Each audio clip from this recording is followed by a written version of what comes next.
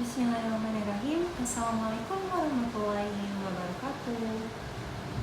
Oke, pada kesempatan kali ini Kak Dini akan menerangkan poin-poin dasar untuk materi dimensi 3 kelas 12. Di awal ini Kak Dini akan ngejelasin apa aja sih skill yang mesti kalian punya buat mengerjakan soal-soal dimensi 3.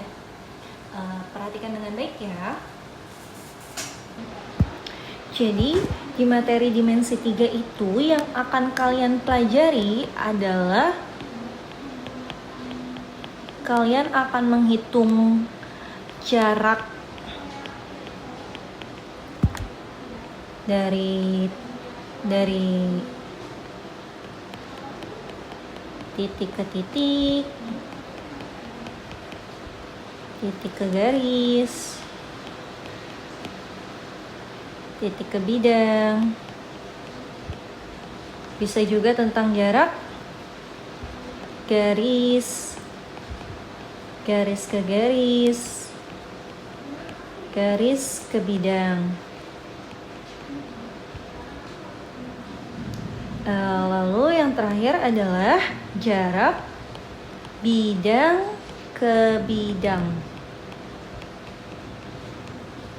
Nah, selanjutnya yang mesti kalian akan bahas di dimensi 3 selain jarak adalah sudut. Berapa sih sudut antara garis ini dan garis ini, atau garis ini dengan bidang ini? Itu akan berkaitan dengan trigonometri atau sinus, kosinus, dan tangen. Tapi di kesempatan kali ini Kak Dini akan ngejelasin apa aja sih yang mesti kalian pelajari. Skill apa nih yang pertama kalian harus tahu gitu. Yang pertama, yang paling penting adalah skill kalian terhadap Pythagoras. Oke, Kak Dini review ya tentang Pythagoras. Jadi Pythagoras itu adalah rumusan yang hanya berlaku di segitiga siku-siku. Jadi selain segitiga siku-siku enggak berlaku dong Kak? Enggak. Jadi ini hanya berlaku di segitiga siku-siku, yang mana di segitiga siku-siku itu ada namanya garis tegak. P dan Q disebut garis tegak, sedang R disebut garis miring.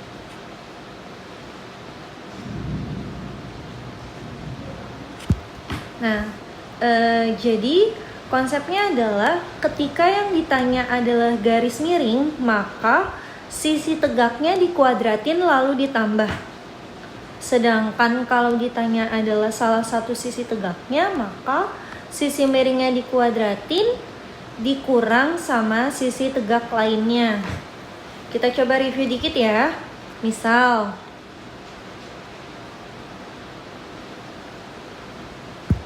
di sini ada 3, di sini ada 6, di sini X. Berarti kesimpulannya adalah 3 dan 6 itu namanya garis tegak, sedangkan X adalah garis miring. Yang artinya kalau ditanya adalah garis X-nya berapa, maka X kuadrat sama dengan 3 kuadrat ditambah 6 kuadrat. Seperti yang tadi dibilang, kalau ditanya sisi miring, maka sisi tegaknya ditambah. Jadi 9 ditambah 36 sama dengan 45. Lalu diakarin 45-nya. Jadi 9 kali 5 berarti X-nya itu adalah 3 akar 5. Nah, gitu ya. Kalau misalkan yang ditanya sisi tegaknya, berarti tinggal sisi miring kuadrat dikurang sisi tegak lainnya. Seperti itu. Ada triple Pythagoras. Triple Pythagoras itu buat apa sih Kak? Triple Pythagoras itu buat memudahkan menghitung. Kalau kalian hafal triple Pythagoras ini, nanti kalau ketemu bentuk triple Pythagoras, kalian langsung bisa menyebutkan. Maksudnya triple Pythagoras itu pasangan 3 hal gitu yang pasti. Kalau udah ada 3 sama 4, pasti sisi miringnya 5. Kalau ada 8, 15, pasti pasangannya sama 17. Kalau ada 5 sama 13 nih, sistem miringnya, pasti salah satunya lagi 12. Kalau ada 25 paling panjang, terus selanjutnya 24, berarti paling pendeknya pasti 7. Ini adalah 4 pasang triple Pythagoras yang paling sering keluar. Jadi skill pertama yang kalian mesti kuasai adalah Pythagoras. Sampai sini paham ya? Oke. Selanjutnya adalah skill yang perlu kalian kuasai adalah tentang luas segitiga. Dimana luas segitiga itu kan setengah kali alas kali tinggi. Ya, kali alas kali tinggi. Ini luas segitiga pada umumnya. Tapi kadang ada bentuk segitiga seperti ini.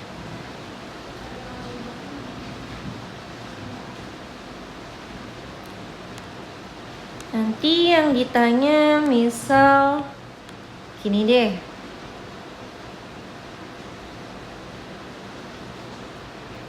Di sini PQRS. Jadi gini, ini pakai perbandingan luas segitiga. Rumus luas segitiga itu kan setengah kali alas kali tinggi. Setengah. Kalau alasnya QR, maka tingginya PQ. Kalau alasnya PR, maka tingginya QS. Ini juga sering keluar. Jadi kalian harus pahami bentuk ini. Oke, paham ya? Ini namanya perbandingan luas segitiga. Oke. Sepertinya untuk soalnya cukup pakai rumus ini dulu. Selanjutnya Kak Dini akan langsung masuk tentang dimensi tiganya. Dimensi 3 itu kan artinya bangun ruang ya. Dimana bangun ruang itu kita harus membayangkan bentuk secara 3 dimensi, yang artinya ada ruang di dalamnya. Nah, bentuk yang paling umum keluar di dimensi 3 kelas 12 awal itu yang pertama adalah bentuk kubus. Nah, di sini tuh Kak Dini akan jelasin tentang kubus sama balok ya. Jadi kalau ditanya apa sih bedanya kubus sama balok gitu. Sebenarnya bedanya kubus sama balok itu, kalau kubus itu ukuran sisinya semua panjangnya sama. Sedangkan kalau balok, dia memiliki sepasang sisi sejajar yang panjangnya berbeda. Gitu. Jadi kalau di kubus itu dia, tunggu ya.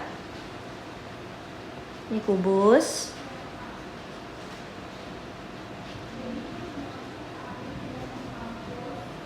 Setidaknya kalau di balok itu harus ada yang lebih panjang. Seperti ini.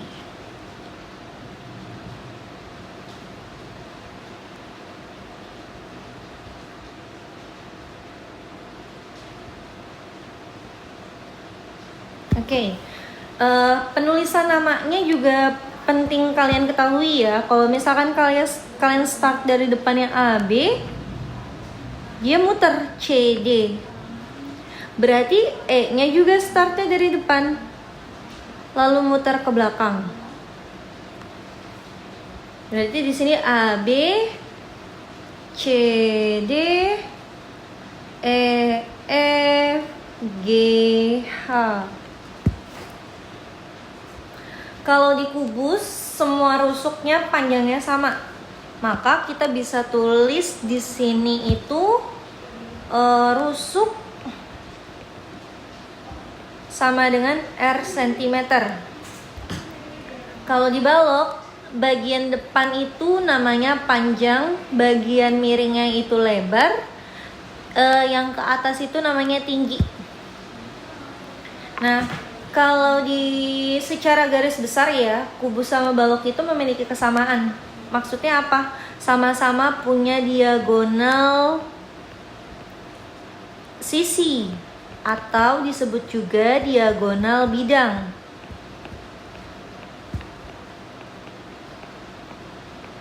Di mana rumusannya adalah akar 2, R akar 2 cm. Sedangkan diagonal ruang itu rumusannya adalah R akar 3 cm. Kak, aku masih bingung yang namanya diagonal sisi itu yang mana? Jadi yang perlu kalian pahami dulu, kubus itu memiliki sisi.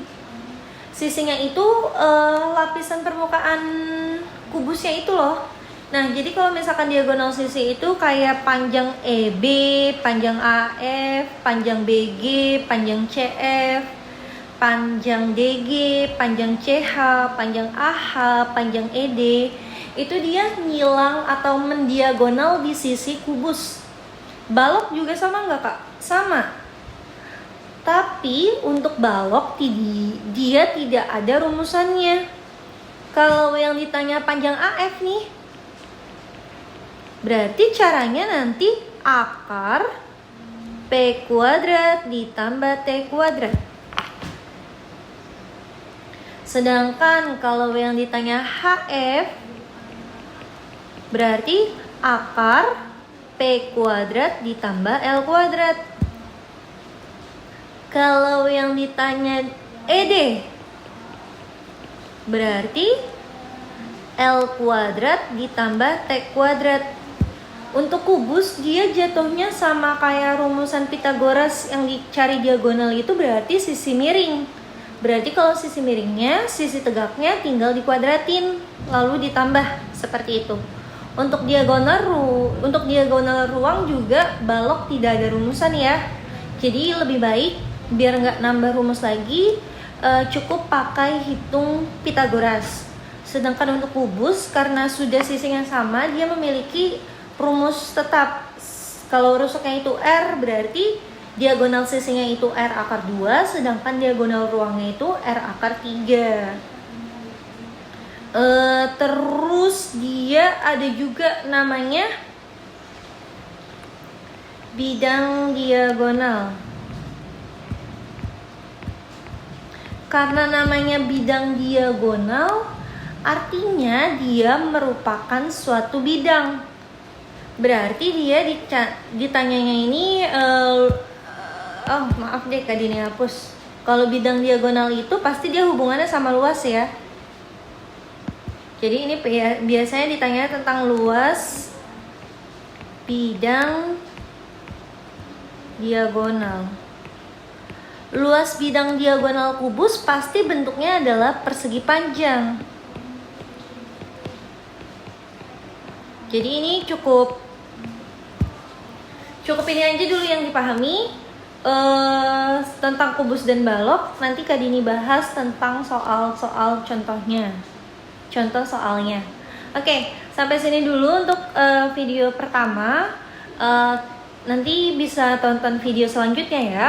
Kak Dini akhiri. Assalamualaikum warahmatullahi wabarakatuh. Tetap semangat belajar di rumah.